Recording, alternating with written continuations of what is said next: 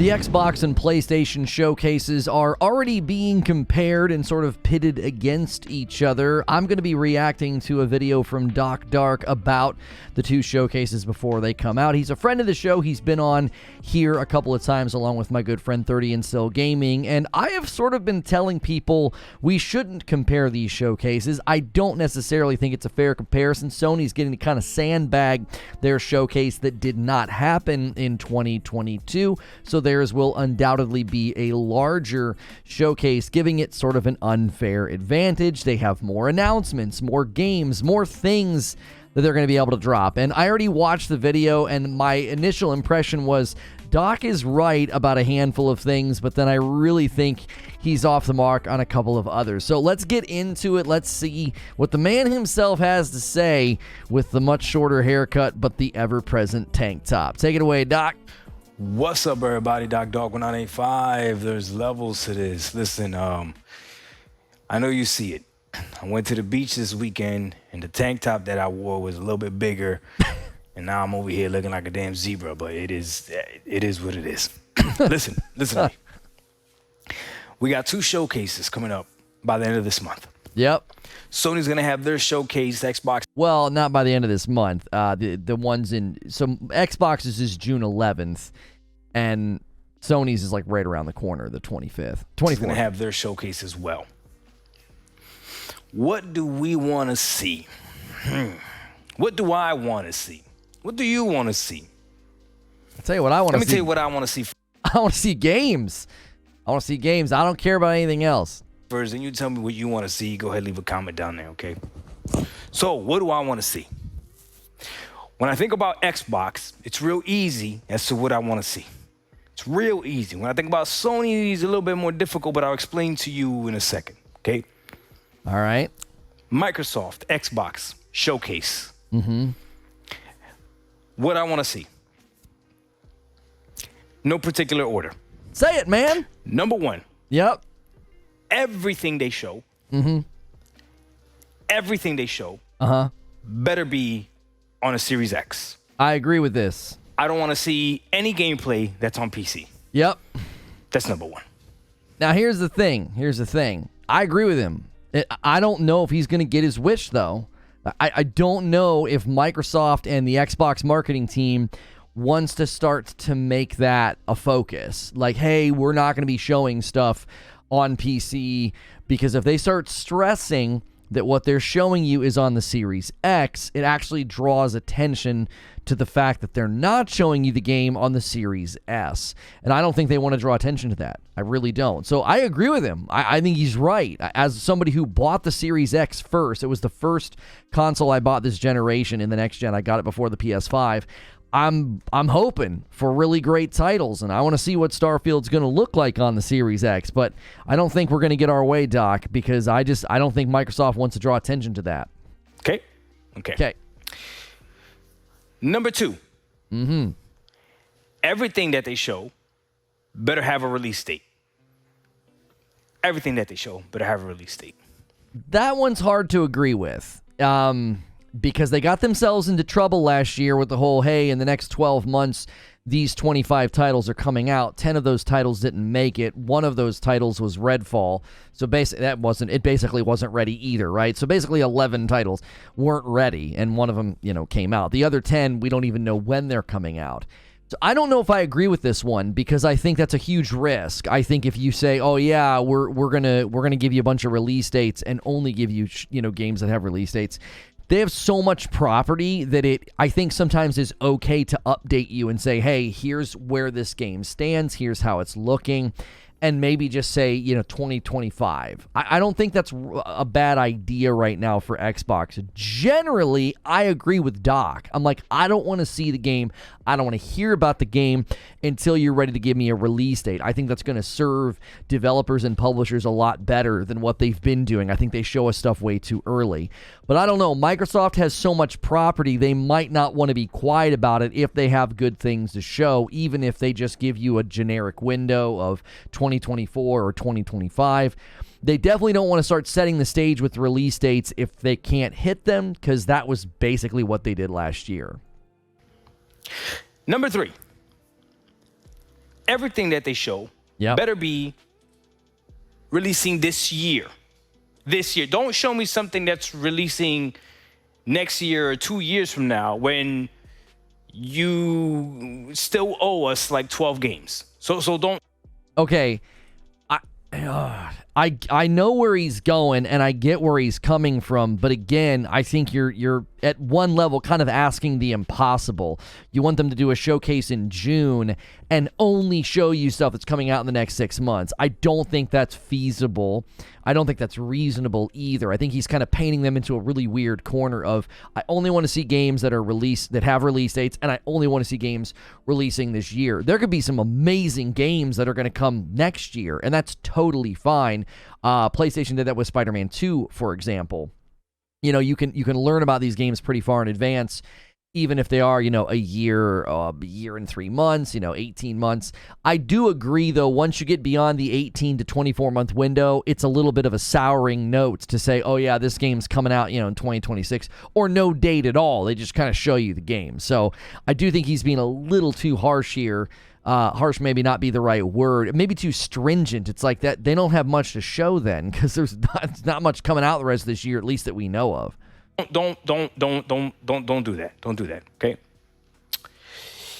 Number 4. Show me something that's gonna blow my mind graphically. Show me the power of the Series X. You're not getting that, buddy. Number 5. Show me more Starfield gameplay, since this is the game that's supposed to be the epitome of all games and the Xbox savior. Show me gameplay of Starfield. More gameplay of Starfield. Better gameplay of Starfield. I mean, you're going to get that. You're going to get that in the Starfield Direct, though. I don't think they're going to say a blip about Starfield during the showcase that Xbox does before the Starfield Direct. And he probably knows that. Number 6, last but not least, and this is probably the most important thing for me. Like, if they do this, they could save the show. Let's say they didn't do any of the other stuff. Well, no. Listen. I'm going to tell you right now. If they show gameplay that's on PC and not on Series X, that's an L. That's an L. That's an L for me, because I'm a console gamer. Not necessarily an L for Xbox, but it's an L for anyone that's Xbox and a console gamer. That's if they're not going to show Xbox gameplay, especially after Phil had that interview, that's a problem, okay? But Here's the thing. I don't like making people look funny. Sorry, Doc. I can't get a good. I can't get a good shot of you. You're moving around too much. I do the same thing. Anyway. Here's the problem, though, that Xbox has put themselves into. Okay, I'll go full screen. The problem that they put themselves into is that they see potential on PC and they split their console ecosystem. They split the hardware. So you got the Series S and you got the Series X. So I don't know if they can ever draw attention to, hey, yeah, we're showing this to you on a PC, or, oh, we're showing this to you on a Series X. That has put them into an awkward position, I think. I agree with Digital Foundry. I think that Sony's more consistent in this regard. They're like, yep, here you go. This is on a PS5, captured on a PS5, gameplay on the PS5. They don't have to specify Series X, Series S, PC. None of that has to even come out of their mouths. It's just very direct marketing, very clear marketing. So I don't think he's going to get his wish here. And I think that's going to make it hard for Xbox's marketing going forward to just win that console confidence from people. But if they show Series X gameplay and then they don't show anything else, but they do this, I'll still be okay with it. You ready? Yeah. What you got? Shadow drop something. Yeah. Shadow drop something. It worked last time. Shadow, make it so every single time you have an event, people tune in just for the simple fact that something might get shadow dropped. I actually think he's onto something here. Because, like the post-credits thing that Marvel did, and then they did it every time, and that was like the cool thing that everybody knew they could count on at the end of a Marvel movie was going to be, them finding Thor's hammer or whatever. And those are poignant moments in my memory of all of the great Marvel movies. And here's the thing. With Game Pass, that's the perfect ecosystem for this. Because you're not trying to get people to buy games, you're trying to get people onto Game Pass. And that's a huge selling point of, I don't want to not be on Game Pass. Anytime Xbox has an event, they do some surprise game drop. And then, if I'm out of the ecosystem, if my subscription's not up, then I got to go resub. So that's a great way to keep people on the sub. But again, I don't know if they can do that. That's pretty demanding. Like every time they do something, I don't know how often they plan on doing showcases. Obviously, the annual showcase in June would be a great time for them to do this. That's a great reason, again, to say, oh man, in anticipation of the thing, everybody make sure your Game Pass is up to date. They like to shadow drop games. I don't know if they're going to do any more developer directs. I thought that was one of their best showings, that thing they started the year with. So I think this is a good idea from Doc if they can do it. You did it with Hi-Fi Rush. Do it again. Set a little bit of a pattern. Get people excited. Is this the new thing that Xbox is going to do? Every time there's a new showcase, they're going to shadow drop something? I think that'll be cool. I don't want to psychoanalyze him, but he looks angry. Like, you look angry, Doc.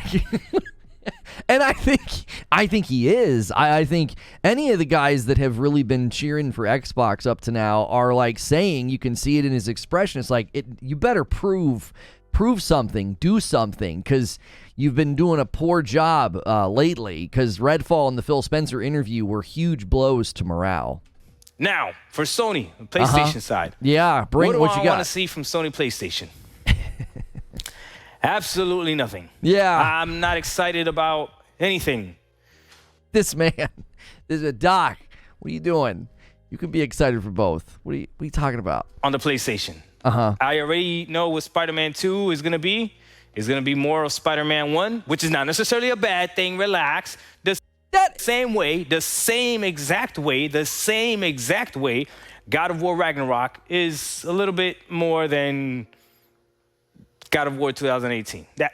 Anytime he wants to say this, just show him the clip of himself reacting to playing as Atreus and ask him, Doc, was it just a little bit more than God of War 2018? Was it? Your reaction didn't seem to feel that way, okay? I'm calling him out as a friend. I'm calling him out. Look, bro, you're underselling Ragnarok. You yourself had a pretty natural, authentic reaction to the game and saying, oh, I know that Spider-Man 2 is just going to be more of Spider-Man 1. We don't know that. In fact, I've already done a show about Spider-Man and the devs saying they're building what they want to be the best game they've ever built. And Jim Ryan has never hyped up games before. He's like, I let the games talk for themselves. And this guy's out here saying there were no compromises. Spider-Man 2 could blow the doors off the year. So you got to be careful making videos like this. You're like, I don't really care. I don't know. We're just going to get more of the same. I just don't think so. I think Sony's got a lot up their sleeve this year. But again, it's not a bad thing. I'm playing God of War Ragnarok right now, and I'm enjoying it. But you're not going to tell me that it's God of War 2018. Just a little more. Just a little more. Just Atreus getting you screaming and yelling. You suspect. I mean, look at his face. Look at your face. You know you're not telling the truth. It's painful, isn't it? It is what it is. Don't get mad at me. It is. I'm literally playing the game right now. Don't get mad at me. Atreus is the best thing about God of War Ragnarok. Playing with Atreus is phenomenal. He makes Kratos feel slow. But for a man who's kind of built like Kratos, I don't get his issue, right? Like, I also want to see how high he can jump, right? He's always giving Kratos beef for not being able to jump. Kratos can actually jump a lot in Ragnarok. He's gliding over that, right? He always gives him beef for not being able to jump. How high can you jump, huh? I'm just having fun. Seriously, I think he's underselling how much Ragnarok improved. You know, that it's his own opinion. That's fine. My impression of the footage was that he was really, really having a good time. And the surprise, like Atreus game that we might end up getting, a lot of people are speculating there's going to be like a side spin-off game with Atreus, $40, kind of like Miles Morales or Uncharted Lost Legacy.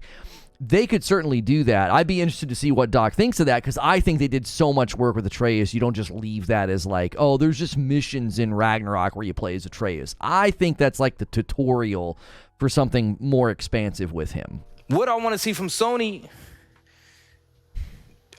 you know what? I want to see nothing different from Sony. They're good at doing the same thing, using the same formula over and over again. Don't change it. Keep it going. I know that's going to sound like, why wouldn't you want them to change? Like, no, listen. Keep it going. What formula is that, by the way? Award-winning games? Games that release on time? Games that actually come out? Like, what formula is that, Doc? Because Ratchet and Clank is not like Ragnarok. Ragnarok ain't like Returnal. Like, these games they're not like each other. Just because the camera is behind the character. I know everybody likes to do that on Twitter, right? Like, you're better than that, Doc. You're better than that. Like, don't tell me you buy into this, oh, they're all the same formula. They're movie games. I don't believe that you think that. I don't. Like, you put that down. That argument's tired and worn out, and you can't substantiate it with facts.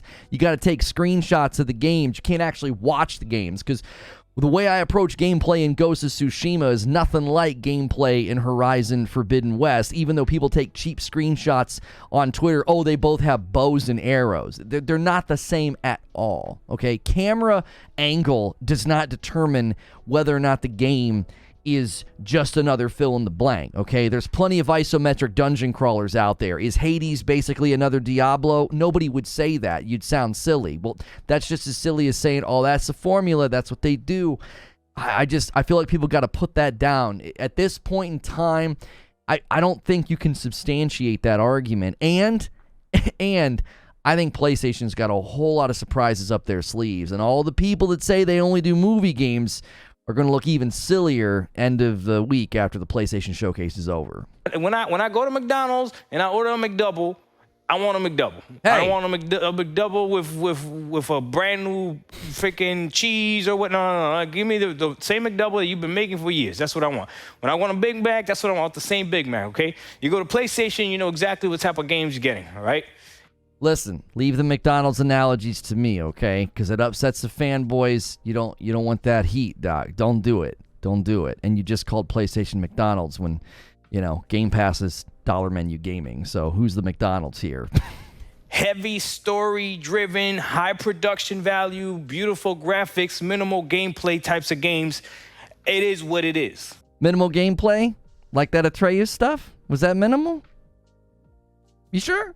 You sure about that? It is what it is, right? You're sure? Are you sure about that? You just said Atreus is the best part of Ragnarok. How many hours do you play as Atreus? That's minimal? Just one character, by the way. There's just one aspect of Ragnarok. The whole minimal gameplay thing, again, don't get out a stopwatch and measure how much gameplay there is versus cinematics, because, again, you're not gonna look right. You're gonna look like you said something silly.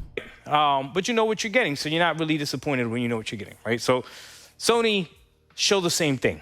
What I think they're going to show, maybe they're going to show some of those live service games. We'll see.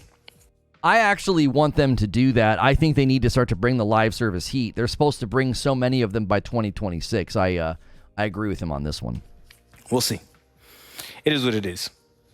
There's this dude out there that was on Game On Daily, had a snippet.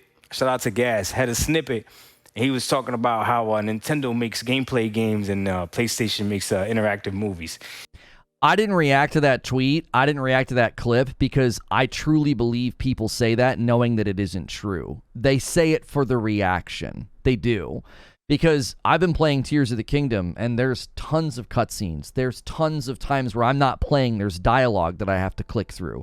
There's a significant amount of time in Tears of the Kingdom where you're not in gameplay. And again, if you look at any of the games that PlayStation makes and you try to make that argument, I believe it's an intellectually bankrupt argument. It can be falsified. It is demonstrably untrue. You can demonstrate that it's untrue with math. That's an objective reality, by the way. That's not subjective. You can add up all the gameplay hours in a game like Ragnarok. You can add up all the gameplay hours in a game like Forbidden West, and then add up all the cutscenes and dialogue, and you will look foolish every time claiming that these games are movie games with minimal gameplay, because it's something that can be proven false. It's a subjective claim that's not rooted in reality because it's dashed on the rocks of reality. It just isn't true. I don't know why people continue to say this. I saw a guy on Twitter the other day say he believed all PlayStation games were trash because he was listening to Xbox podcasts and then he got a PS5. He's like the second or third person I saw say, look, man, these games are real. They're real good. You've been getting lied to by people all these years. Quit spreading this. It's just like it feels like talking points that people rehearse that they know deep down aren't true.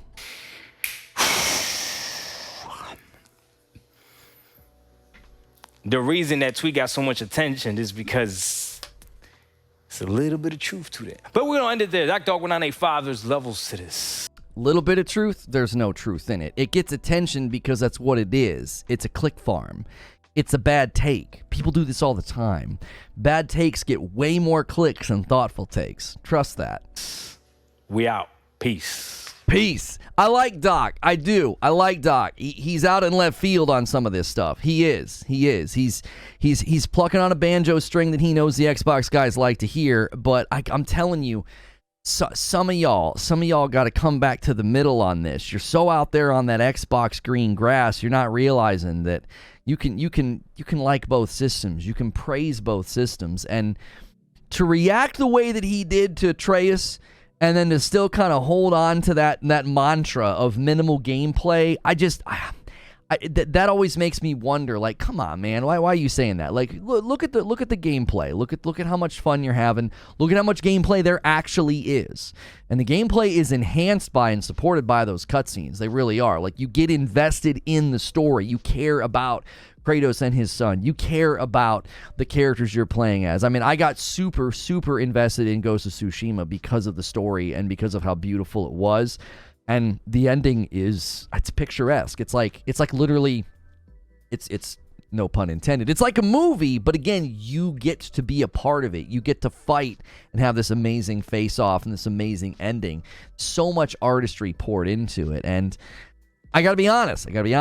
I don't think Xbox right now is known for anything in that way. I mean, is it really a tragedy that Sony is known for games that are like at the production value of a movie? Like, the fact that you're turning that into a slam is suspicious in and of itself. Like, what are Xbox games known for right now? What? Like, what's something that is they're known for? What's their thing? What's their stick? Other than, I don't know what, like not launching? I don't know what it is. So I want these showcases to be great. I do. I think it's unfair. The PlayStation's getting to basically sandbag. Theirs will be a bigger showcase. And videos like this one from Doc, I think, are going to come back to bite him, because I think Sony's bringing the heat. And I want to be in that kitchen. So, as always, if you like these videos, hit subscribe, hit the bell button, and I'll see you in the next one.